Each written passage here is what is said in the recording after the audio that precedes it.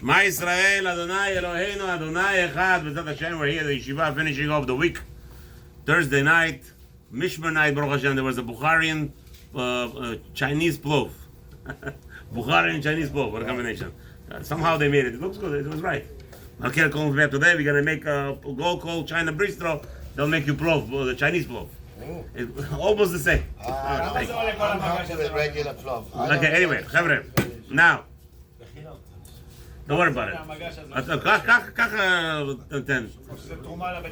זה תרומה, כך.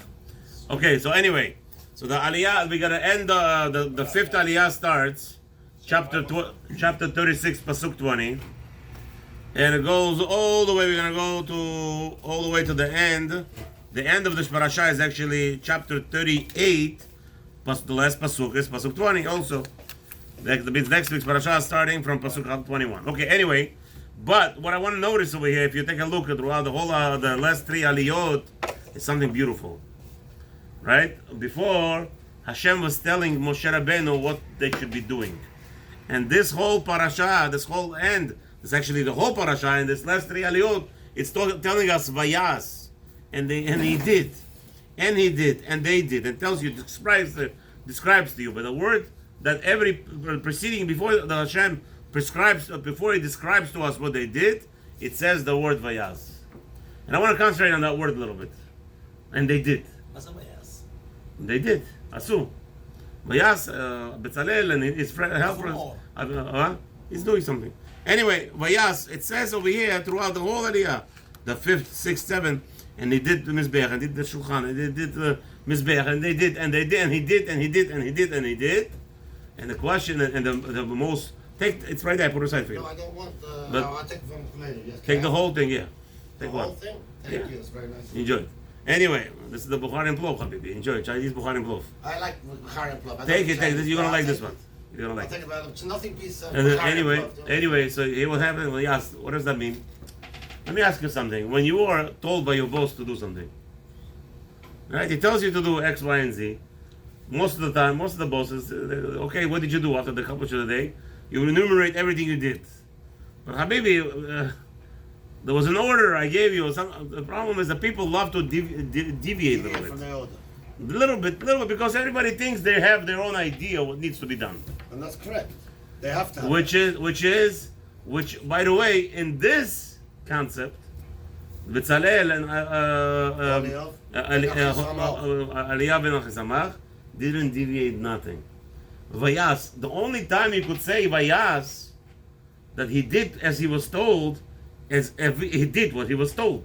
The moment that you deviate a little bit, tiny bit, it's no more Vayas. If you deviate from the measurement, imagine they had to actually cast everything. Imagine they had to make Aaron certain height, certain width. So how do you do that? There's so many measurements, so much to be miduyag. The dikduk over here was, and the best thing, and the Hashem testifies Vayas. If Hashem says to you Vayas, you're perfect, because you did exactly what I wanted. Right? I don't know how many people you know in construction. You take a look. How do we used to check tiles? You know, but they lay tiles. How do you check? You don't know. What do you do? You take a quarter. You have a floor. The guy did 1,000 square foot, 10,000 square foot tiles. You take a quarter and you push it. Push it down. If the tiles are all done properly, the quarter is not supposed to bounce. Just supposed to go smooth. If they all say kacha, something is wrong there. Habibi, ze akub. This is how we also, you know what a perfectionist? You know what it is to get just tiles straight. We're not even talking about the measurements of the Shulchan. It has to be so perfect here. The Mizbeach Azav, no, Menorah Hashem did. Right. Okay, anything over there that they had to do, anything, can you imagine? And Hashem testifies, Vayas. Exactly. And that's how a person has to live this life. No, that's not true. That's not true. The person has to live this life exactly as Hashem commanded you. How do you know? You're supposed to live, I don't know what the person is talking over there. Hashem tells you what to do. Vayas. Excuse me. Omer לך Rambam, when do you know when you did teshuvah? When Hashem testifies you did teshuvah.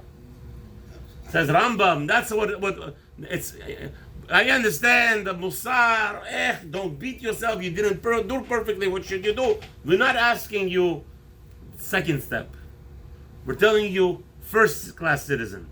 First class citizen is what everybody for some reason wants to be in money. Money, I want to be first class citizen. Nobody accepts. Nobody. There is nobody in the world accepts to be a billionth class citizen in the world. Everybody wants to be first class. Comes to Torah, no, you don't have to be perfect as long as you tried, you did. No, we're not talking about those muscles. We're talking what's the perfection of your life supposed to be, where Hashem will say, Vayas et kol asher tzivitihu. Have a wonderful Shabbat. I'm not ready to